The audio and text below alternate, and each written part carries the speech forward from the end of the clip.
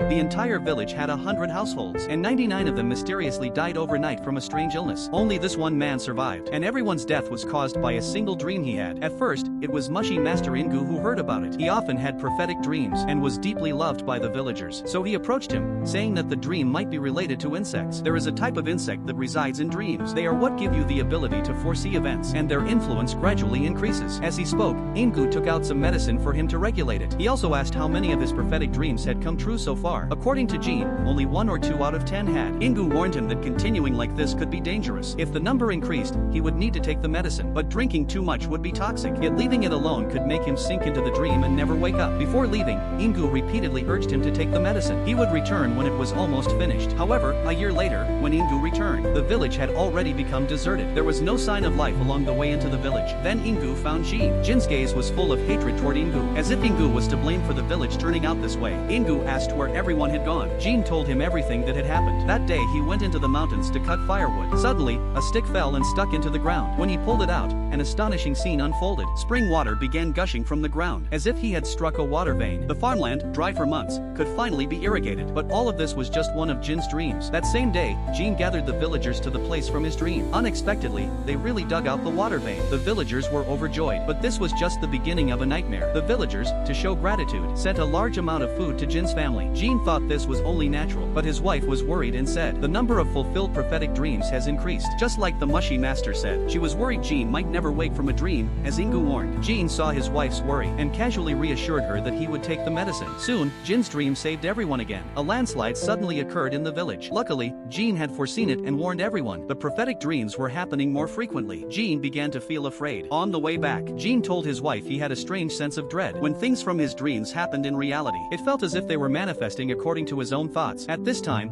villagers wanting a better future brought gifts to Jean, hoping he would give them individually a good dream. His wife comforted him, saying he only had prophetic dreams to help others. There was nothing to fear. Although she said that, Jin's fear of foresight did not disappear. Gradually, he took the medicine. After taking it, Jean no longer had dreams. But then a sudden tsunami struck. The village was instantly destroyed. His daughter died as a result, and Jean felt guilty. He could not foresee such a huge disaster. After returning, he took out all the medicine, believing it was his own foolishness in taking the medicine that led to this tragedy, and that he failed to save his daughter. Later, he stopped taking the medicine, but the number of prophetic dreams increased again after stopping, and the content became more accurate. The villagers' gratitude never stopped. However, one day, Jean seemed to have a nightmare. He woke up in a panic, drenched in sweat. He did not dare tell his wife the truth. The next day, his wife was washing clothes. Suddenly, she froze, her eyes vacant. At that moment, Jean came out and saw this. His wife's hand gradually turned green, and it spread rapidly. She instantly shattered into pieces on the spot.